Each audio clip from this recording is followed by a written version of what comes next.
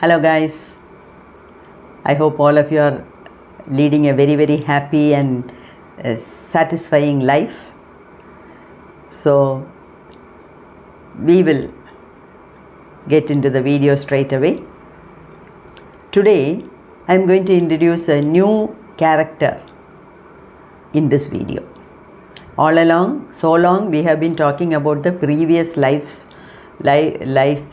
of Sadhguru, or about the ashram, Sadhguru, Bharati, Viji, Sadhguru's daughter, participants, volunteers, only this much. In this video, I am going to introduce a new personality to you. See, his name is Swami Nirmalananda. There is a ashram in a 2-acre area in BR Hills. I think it is in Karnataka or Coimbatore. I don't know. Nothing is mentioned. It is only mentioned as BR Hills Ashram. There is an ashram there, and Swami Nirmalananda is living there. And this Swamiji, pretty old, in his late 60s. He is a silent yogi. For a long time he has been maintaining silence. But for talking necessary things, he used to write it in a piece of paper. That was his only mode of communication. He was so soft, so dedicated, so pious, that he never interfered in anybody's life. He never went out of the ashram. He confined his life to the ashram. And even to do puja, he would not pluck the flowers. He will only pick up the flowers which are fallen from the plants. Because he is so soft, he is so good natured, he doesn't even want to hurt the plants by plucking the flowers. And he used to have only fruits, and those fruits also, fruits which are fallen from the tree, those fruits only he will eat. So such a real yogi is this Swami Nirmalananda. And now we are bringing Sadhguru into the picture.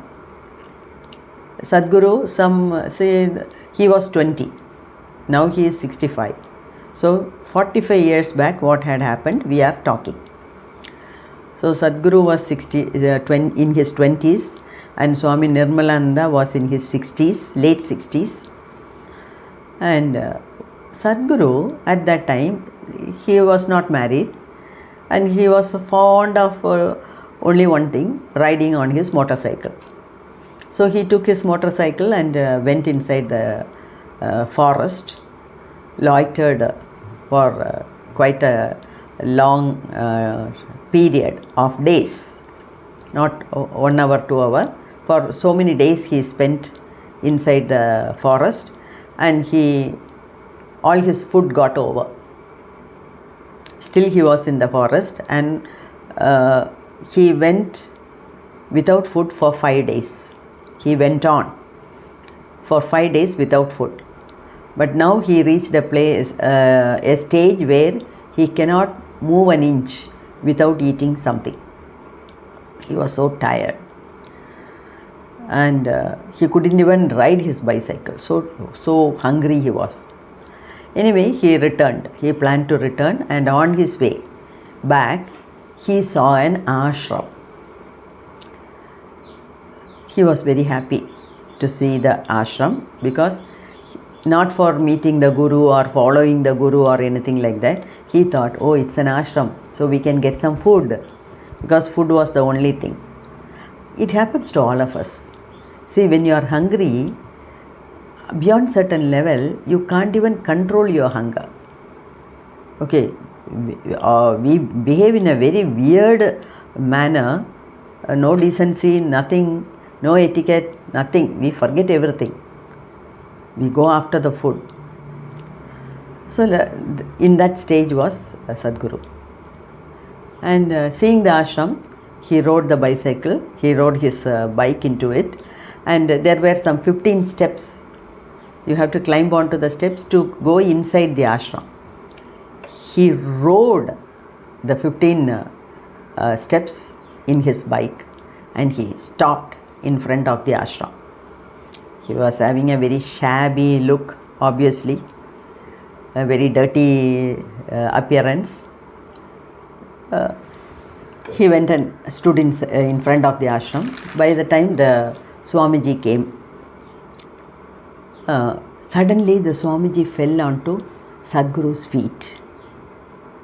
Swamiji in late 60s, Sadhguru in his early 20s.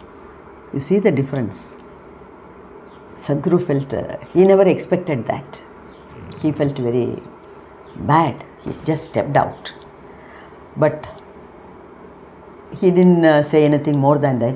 He asked the Swamiji, food, food, food. I want food. I am hungry. I am hungry. I want some food. I want some food. All of us will behave like that only. So he was asking for some food. Then Swamiji went inside. He understood the situation. He went inside. He prepared something with the bread or whatever was there and he gave it to him. He ate and he left the place. After that, Sadhguru used to frequent the ashram, and whenever he went to see Swami Nirmalananda, he used to buy some fruits for him. And Swami also always had 1 or 2 liters of good honey kept specially for Sadhguru. So like that they were going and talking like that. And meanwhile Sadhguru got married and he took his wife also to the ashram. And in June, like that, he took his wife. They were talking there for some time. And then when they returned in the bike,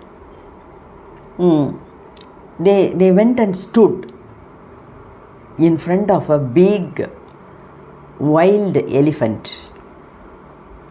A very huge structure standing in front of them. They did not anticipate that. But luckily, the beast was turning that side. The elephant was turning that side. The elephant did not see them. And they were in a fix. They didn't know what to do. He cannot take the bike to the front. In front of him was the elephant. He cannot go back because once he starts, the animal will see. So he was in a fix for a minute. And this side, when he looked, there was a steep way down. He immediately started the vehicle and he rode down the slope. It is not a ordinary slope, very steep. And Vijay got so frightened. She started shouting and scolding and beating him, sitting behind the bike. Because we were desperate. What are you doing? How can you take the bike like this? Like that, she was shouting at him. And he wrote in the book that because of the fear, she passed urine in the pants. I don't feel anything unusual about it. When we are gripped in fear, when we are holding on to our life, these things are natural. So tense the situation was. Okay, that something happened like that. Then in 1996, in the month of June, Sadhguru, Vijay and their daughter visited Swamiji. In 1996, in the month of June. And Swamiji at that time was 72. Swamiji had built a small samadhi and he wanted to die as a yogi. So he told Sadhguru, all these days I spend my life as a yogi, And now also I want to die as a yogi. I don't want to die as a rogi. Rogi means an ill person. Ill person means not having good health. A deceased person. I don't want to die like a rogi. I want to die as a yogi as such. Then the conversation started. Swami Nirmalananda asked a lot of questions to know more about Mahasamadhi, how to attain Mahasamadhi. And Sadhguru also went on explaining step by step. Because attaining Mahasamadhi is not a joke, and it is never meant for people like us. It's only for a yogi who was in silence for years together. He can think of a Mahasamadhi. But Sadhguru knew all the steps, and so he went on explaining, and Swamiji also listened to it very keenly. And there was one more person who was listening very, very attentively. That is none other than his wife, Viji. At the end, Swamiji cried, and Viji also cried, because the topic was such a heavy topic. Then they left the place. They went in the car.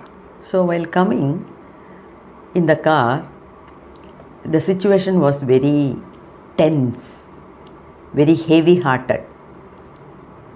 Viji did not talk anything. We also feel certain times like that, isn't it? So Sadhguru wanted to make the situation very light.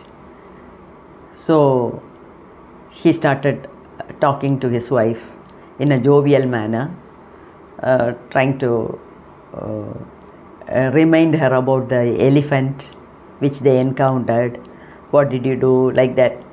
It all happens normally. So he was trying to make the situation light. But Viji would not listen to any of those things. She was very serious. And she didn't want to participate in the conversation. She was grim. And after some time, all of them got down from the car.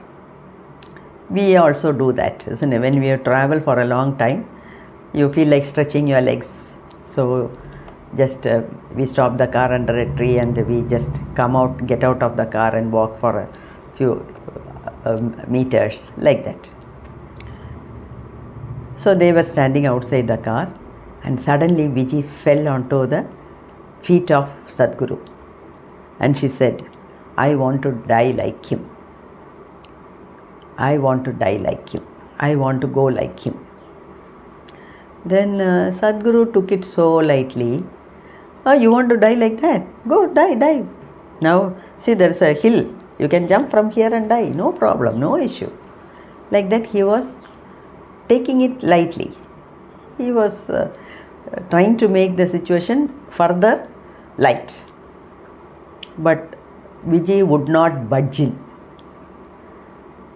She went on repeating this. I want to live consciously. I want to die like Swamiji. Swamiji was preparing to attain Mahasamadhi. Viji also went on saying, I want to die like him. I want to leave my body consciously. Like that she went on repeating it. And somehow they came back to the place, and this is a very important turning point in the life of Sadhguru and Viji. That is why this character, that is the great yogi, silent yogi, Swami Nirmalananda, has been introduced here. Okay, let's see how this has impacted the lives in the next video or in the videos to come. Okay, bye.